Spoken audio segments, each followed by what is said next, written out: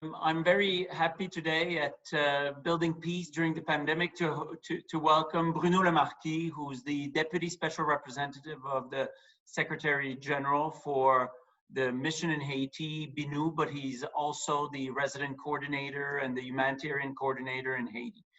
Bruno, thank you for taking the time to speak with me today. And let me just start by asking you, what has been really the impact for your work, for the work of the international community, the impact of the pandemic in Haiti?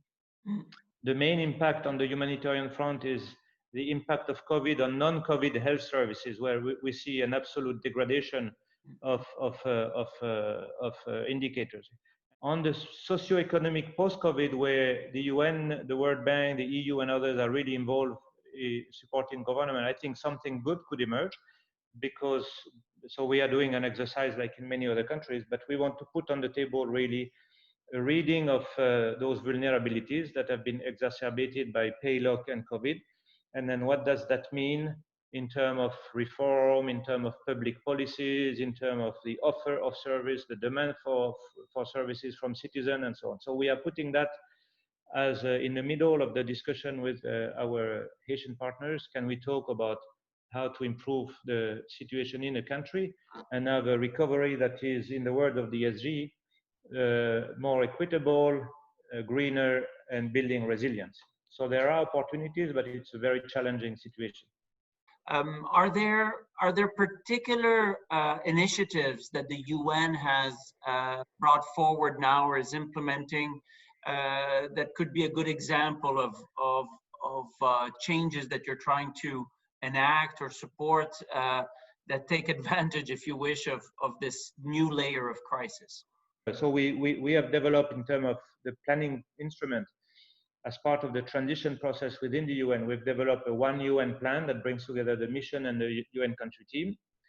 And so we have defined the broad areas of intervention. And now this month, we are working to define within those, what are the guardian knots, the intractable issues, which, if unlocked, would lead to a multiplier effect in terms of development, and where we believe the UN has a chance, in coalition with others, the IMF, the bilateral, and so on, and civil society, private sector, and so on, we will have a chance to advance the agenda. One of those topics will be impunity and corruption.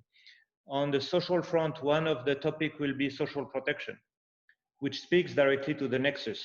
Because if you have better level of social protection, social safety net that are not through project, but are institutionalized, you can have a direct impact on diminishing the humanitarian need. So really trying to work differently, addressing why the country is not building resilience, not addressing to the level it should, climate change, adaptation, and so on. When we try to address that, to have a combination of tools in the toolbox, including financial tools. So that's why I like to talk about precious, very precious catalytic resources that can help, that are risk-taking, that can really help to move from one phase to the other or try something new. And really on the development front, it would be the SDG fund, where you can really use that money. But on the peace building front, it's definitely the PBF, and we are very happy to now have access to PBF resources.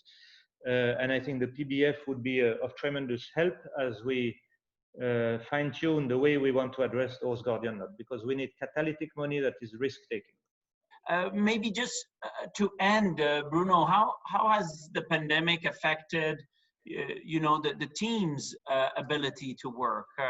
What are the ways you've adapted to continue working in these circumstances?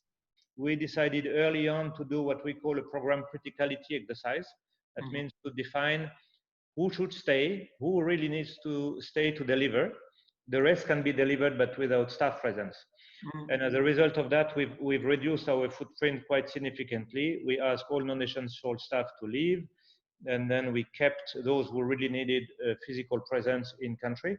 So that's one. And then we have readapted, for example, especially for the humanitarian actor who really need to be out there, the way they've been delivering. So in terms of social distancing, in terms of equipping staff with protective equipment, and the same for our partners. So and we see that at play now with the storm that is coming on us today. The way the response has been planned, including with the civil protection, is with all those precaution measures because of COVID, which is not easy. It's a country where social distancing and wearing masks is hard to enforce.